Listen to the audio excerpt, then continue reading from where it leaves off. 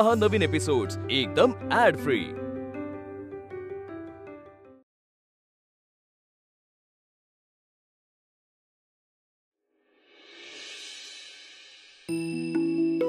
शिंदे आहेत का घरात?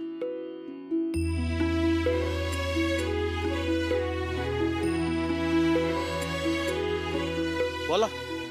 हे सारंग नगरकरांनी दिलंय। ये का? चला येतो। बर बर या चला। कुसुम हे बघ बर, कशाचं पाकिट आहे? हो, तांदळाचं दिसतंय। बापरे, तांदूळ पण असा पाकिटच असतो? हो, भारीतला महागाचा तांदूळ दिसतोय। पण एवढा महागातला कशाला पाठवायचा? तांदूळ तो तांदूळ। थांब, मी त्यांना फोन लावतो।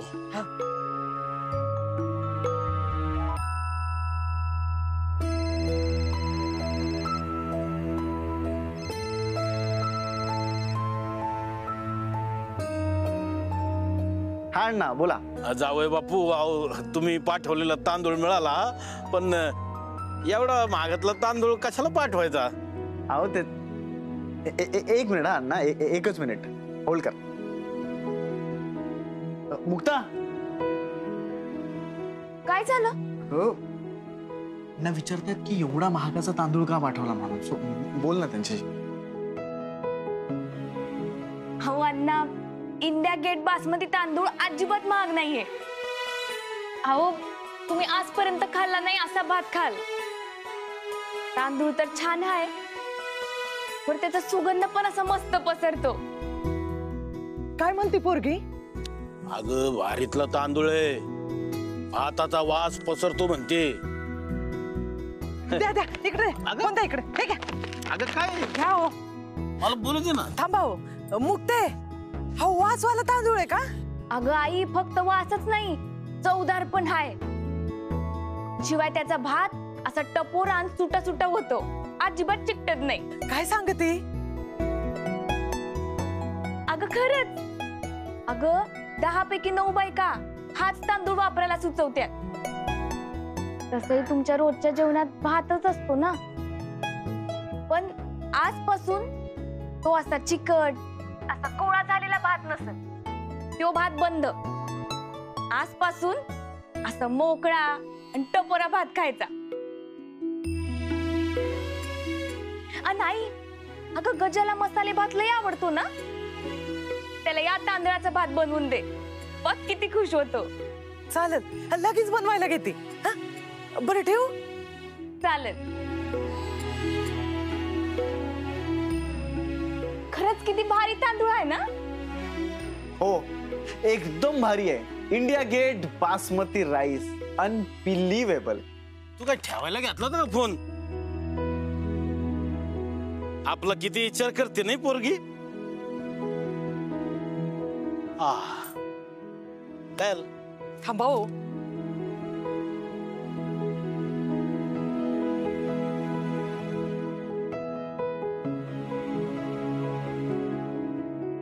हो, कसला भारी तांदूळ आहे, वास पण भारी आहे। अगं सांगू नको, टाक शिजायला, इथं तोंडाला पाणी सुटलंय माझ्या। बरोबर। हे काय? ती काही महत्वाची कागदपत्र आहे, त्याची एक फोटो कॉपी काढून घ्या। नाही नाही, ते ठीक आहे, पुण्यात नक्की आहे काय? काय उघडून तरी बघा ना, मग तुम्हाला कळेल।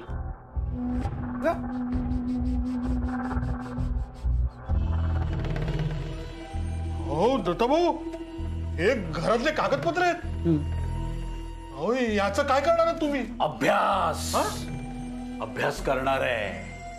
ह्या महत्वाच्या कागदपत्रावरून मला अशी धक्कादायक बातमी कळली आहे की हे घर रावसाहेबांच्या नावावर नसून आजीच्या नावावर आहे, आणि आता ते तिच्या एकुलत्या एक मुलीच्या नावावर करायचंय। एन केन प्रकारे अंबिका दत्ता निवास हे नाव घरावर झळकलंच पाहिजे।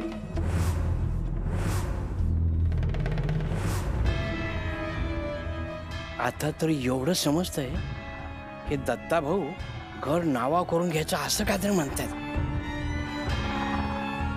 आणि यात तुम्हाला मदत करणार आहेस बघा तुम्ही मला यात खरंच घेऊ नका. हे घे, हे ठेव. 1,00,000 रुपये आहेत. अरे शगुन समज, आणि मी सांगेन ना तसंच करायचं. मालामाल करून टाकेन तुला. नाही, हे बघा मला तुमचे पैसे नको आहेत आणि मला यात घेऊ पण नका. अहो एकदा वाचलोय, त्या मुक्ताने दया दाखवली नसते ना तर आज तुरुंगात असतो मी. ए शिर्या, मी तुला इथे विचारायला ना सांगायला आलोय. तू जर मला साथ दिली नाहीस ना तर तुझ्या काय लांड्या लबाड्या करून तुझी घरं भरली आहेस ना ते रावसाहेबांना मला सांगावं लागेल, आणि मग रावसाहेब तुला लात मारून हाकलवून देतील. मुक्ता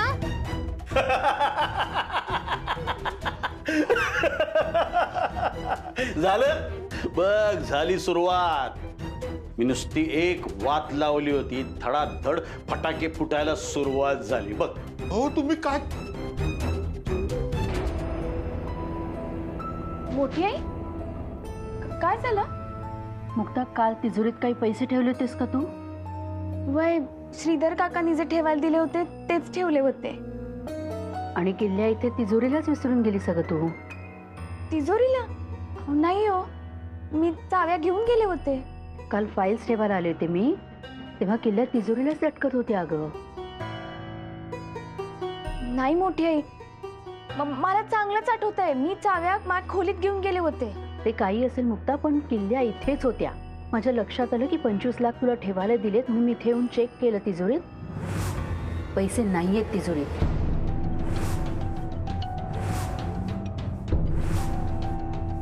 मुक्ता, पैसे चोरीला गेले आहेत. हे बघ.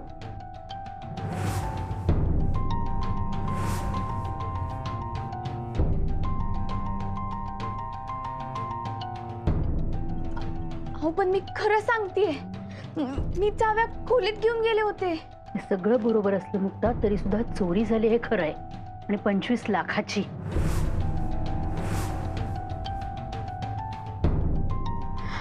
अहो पण असं घडलंच कसं? खरंच सांगितले, चाव्या माझ्या खोलीत होत्या. त्या चाव्या इकडं कशा आल्या? काय झालं?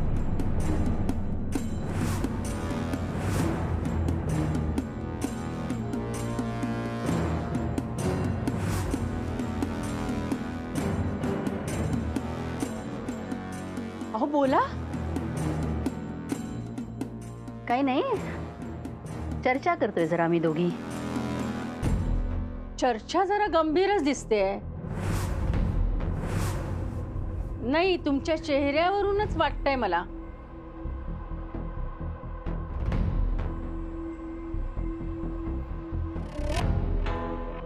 नाही तसं नाही, मला सांगा ना, म्हणजे मी काहीतरी मदत करू शकेन ग तुम्हाला. छोट्या आई. माधवी, आमच्या दोघींमधला विषय आहे, त्यामुळे आम्ही बघतो काय करायचं ते. तू नको लक्ष घालू यात. मोठी आई, एवढी मोठी गोष्ट लपून नाही राहू शकत. मुक्ता, छोटी आई, तिजोरीतले 25 लाख रुपये चोरीला गेलेत.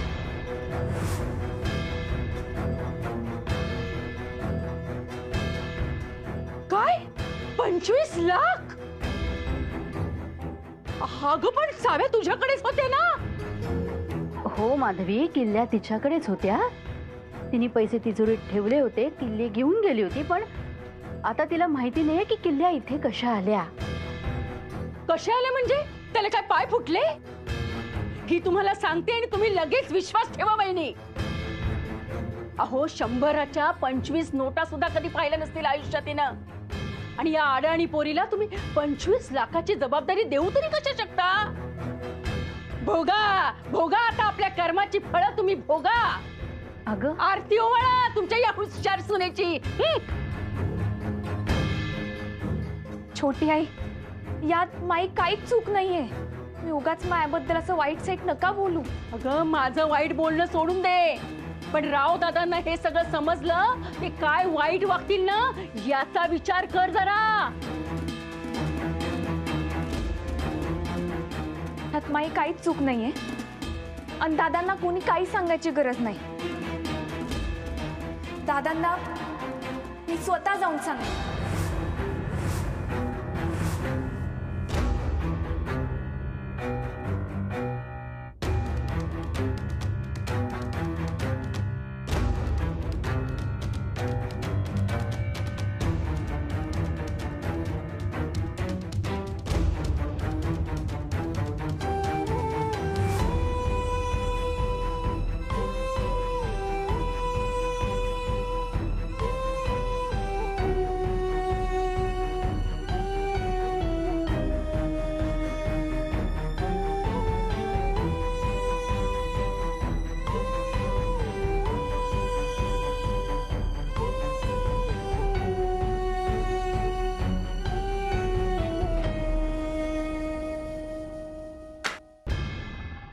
ते पैसे बॅगेत ठेव आणि त्या कागदपत्रांची कॉपी घेऊन ये.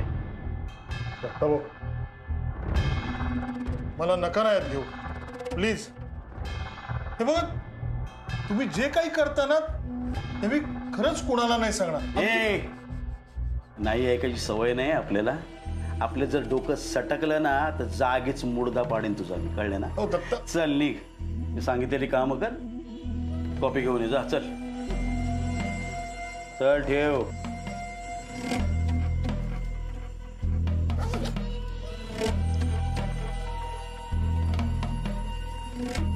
हा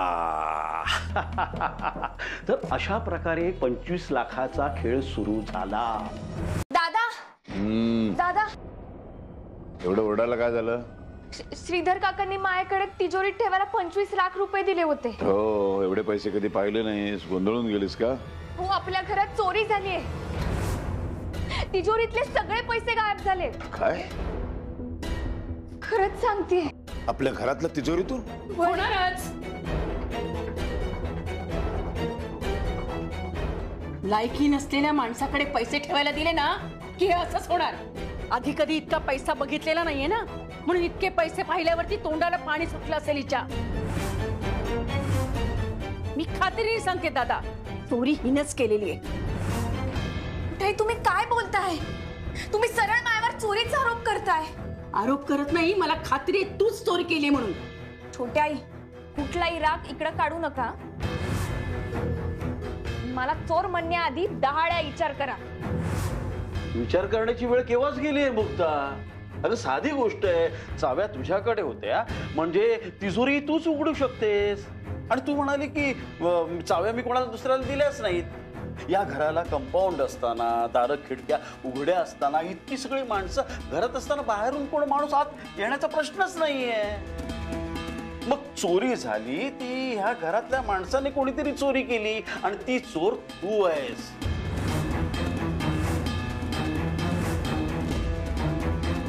दादा, हे असं सगळं आपल्या घरात पहिल्यांदाच झालंय. ती हिने या घराची जबाबदारी स्वीकारल्यानंतर. हा, आणि आता तिजोरीच चोराच्या हातात दिली तर मग हे असं घडणारच आहे. बस, जल्दी जी पण लावली टाळ्याला.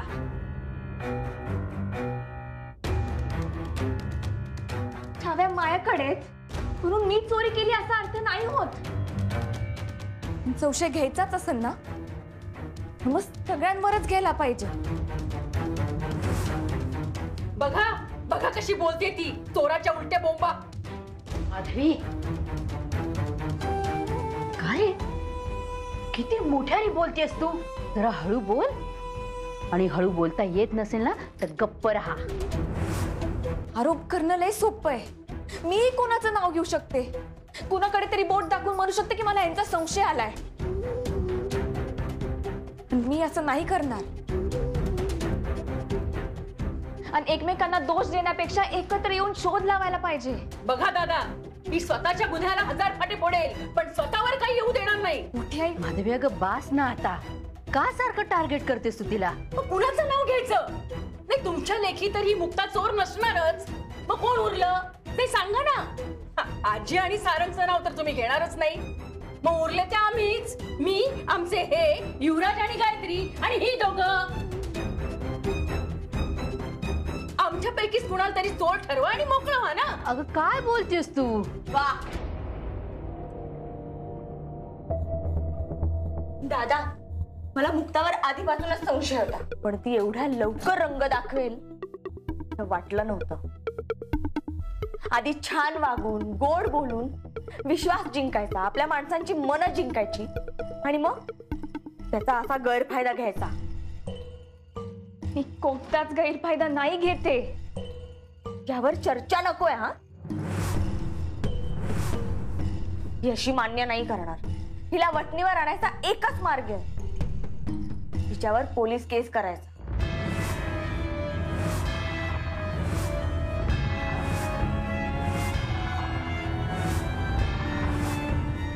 आणि दादा, जर तुम्ही नाही केली ना तर हिच्या विरुद्ध मी करणार आहे पोलीस कंप्लेंट. रेणुका, अगं काय बोलतेस तू? घरच्या सुनेला पोलिसांमध्ये देण्याची भाषा करतेस काय? हे माधवी, अंबिका, दत्ताभाऊ, रेणुका, स्वीकारलं होतं ना तुम्ही सगळ्यांनी तिला? मग काय झालं आता? आळ का घेताय तिच्यावर? कुठल्या थराला जाऊन अपमान करताय तुम्ही तिचा? ही गोष्ट वेगळी होती बहिणी. काय? अहो, आम्ही तिचा स्वीकार केला, पण एवढी मोठी चोरी आम्ही नजरेआड नाही घालू शकत ना. लॉजिकली बघायला गेलं तर चोरी मुक्तानेच केली. आणि आता तर ही पोलिसांच्या नजरेतून सुटूच शकत नाही. पास. मी चोरी केलेली नाहीये. चोरी मक्कारी आमच्या रक्तातच नाहीये. मेहनत करून राबून कमवून आम्ही जे 4 पैसे आणतो ना, हेच आमच्यासाठी लाखाच्या बरोबरीने आहे. मेहनत करून अंगाला आलेला जो घाम आहे ना, तेच आमचं सोनं, नाणं, दागिने.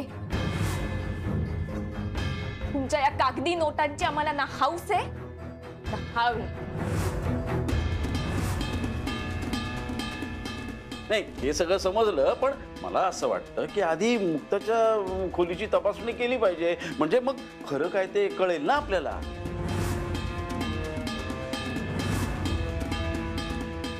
ती रूम माझी पण आहे दत्ता मामा.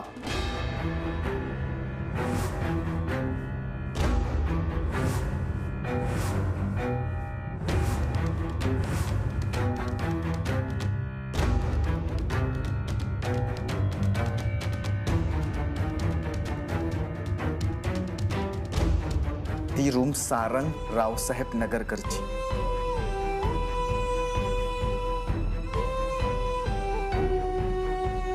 आणि 25 लाखांची किंमत आपल्या घरातल्या सोन्यापेक्षा जास्त आहे हे माझ्या डोळ्यांनी बघतोय. दिस इज व्हेरी अनबिलिव्हेबल की तुम्हाला इतक्या दिवसामध्ये मुक्ता एका पैशाने सुद्धा कळली नाही. तुम्ही सगळ्यांनी मुक्तावर जो अविश्वास दाखवलाय ना, त्यासाठी तुम्हाला थँक्यू म्हणतो. आणि दत्ता मामा, माझ्या रूम मध्ये झडती होणार नाही. काय करायचंय ते करा.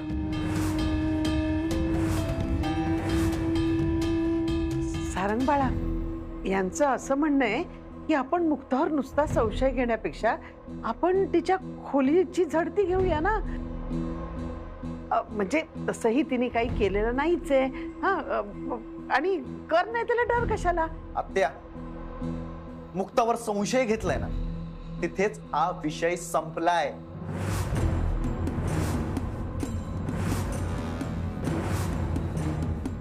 आणि त्यात जर तुम्ही हे घर तपासणार असाल ना, तर मात्र हे अति होतंय. तू ना तुझ्या बायकोचीच बाजू घेणार. तिच्या प्रेमातूनच जरा बाहेर पड. अरे, नगरकरांच्या घरात इतके वर्षात 1 रुपयाची सुद्धा चोरी झालेली नाहीये, आणि आता 25 लाख. अरे, हिच्यावर जबाबदारी दिल्यानंतरच कसं होतंय? तिच्यावर आड यावा म्हणून तूच चोरले असतील तर? सारंग,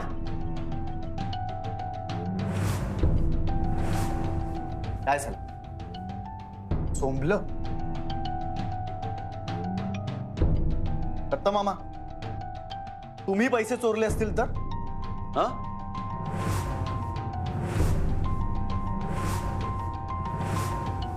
मी? अरे, चाव्या मुक्ताकडे खोलीमध्ये, मी कसं काय चोरेन? अरे बास, काय सगळेजण एकमेकांवरती आरोप करताय. हे काय चांगल्या घराचं लक्षण आहे का? चांगल्या घरातच पहिल्यांदा चोरी झाली आहे दादा, आणि हिच्या खोलीची झडती घेऊनच या चोरीचा सोक्ष मोक्ष लावणार आहे मी.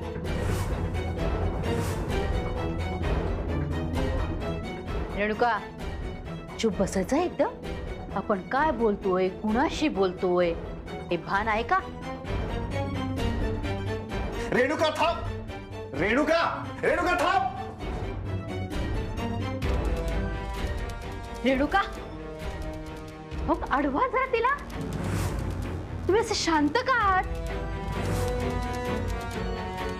एवढं सगळं झालं तरी काहीच का बोलत नाही आहात तुम्ही?